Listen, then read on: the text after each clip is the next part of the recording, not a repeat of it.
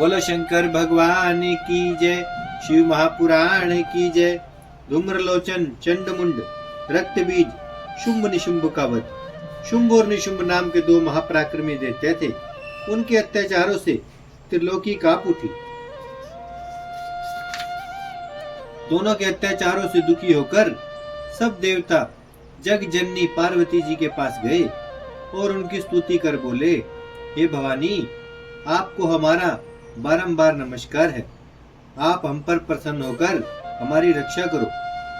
इस पर उनके शरीर से एक कुमारी प्रकट होकर बोली, हे मातेश्वरी, सभी देवता मेरी और आपकी स्तुति कर रहे हैं।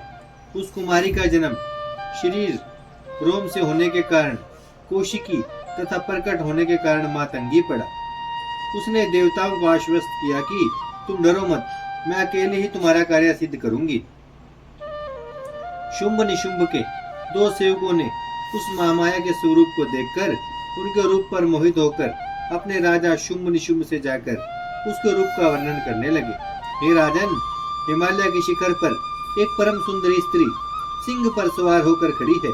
देव कन्याएं तो उसके सामने सेविकाएं हैं। उसके समान त्रिलोकी में कोई भी सुंदर स्त्री नहीं है। अतः उस स्त्री रूपी रतन को आप अपने महल में स्थान प्रदान कीजिए। यह सुनकर शुंभ निशुंभ ने अपने मंत्री सुग्रीव दैत्य को दूत बनाकर हिमालय पर देवी के पास भेजा और कहा कि तुम इस स्त्री को मेरे पास ले आओ। सुग्रीव दैत्य जगदम्बा के पास जाकर बोला, हे देवी, मुझे दैत्याधिपति शुंभ निशुंभ आपके पास भेजा है।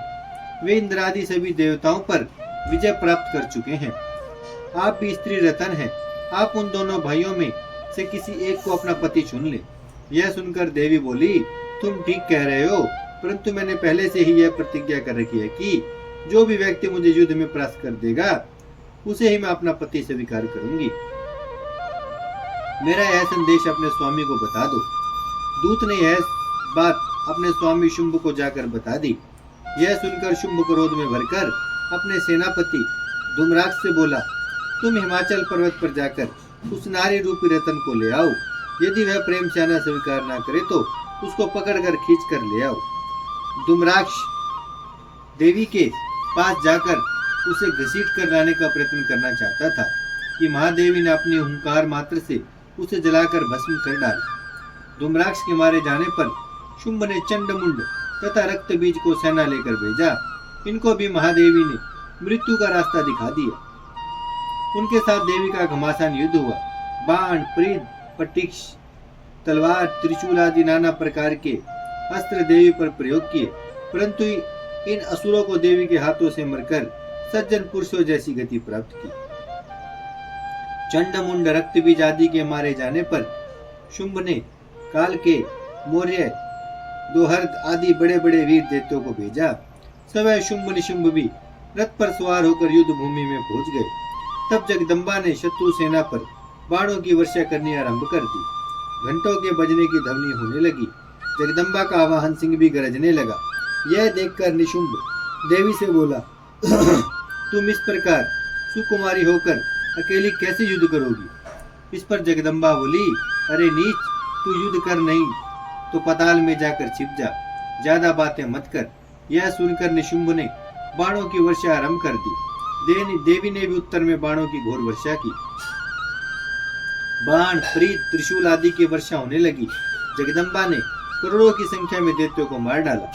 उनके करोड़ों हाथी, घोड़े और रथ नष्ट कर डाले। इस विकराल संग्राम को देखकर निशुंभ सोचने लगा कि यह बड़े आश्चर्य की बात है कि मैं एक स्त्री को पराजित हो जाऊं। इस स्त्री ने तो इस विशाल सेना को मूली गाजर के समान काट डाला। निशुंभ रथ पर आरूढ़ होकर देवी के सामने आकर बोला, तुम इन सैनिकों को मारकर क्या लोगी? तुम मुझसे युद्ध करो। इतना कहकर वह तलवार और ढाल लेकर महादेवी की ओर लपका तो देवी ने उसका काम तमाम कर डाला। भाई निशुंभ के मारे जाने पर शुंभ क्रोध में भरकर देवी से युद्ध करने आया। उसे देखकर महादेवी ने बड़ा भारी अट्टहास किया, जिससे दैत्य सेना घबरा गई। तब देवी ने त्रिशूल के प्रहार से शुंभ को भी मार डाला। देवी के हाथों से मारे जाने के कारण शुंभ निशुंभ दोनों को स्वर्ग की प्राप्ति हुई। सब देवता फूलों की वर्षा करने लगे। बोलो शंकर भगवान की जय, शिव महापुराण की जय। भजमन नारायण नारायण नारायण, श्रीमन नारायण नारायण नारायण, लक्ष्मी नारायण नारायण नारायण, सत्य नारायण नारायण नारायण। भजमन नारायण श्रीमन नारायण, लक्ष्मी नारायण सत्य नारायण, भजमन नारायण नारायण नारायण।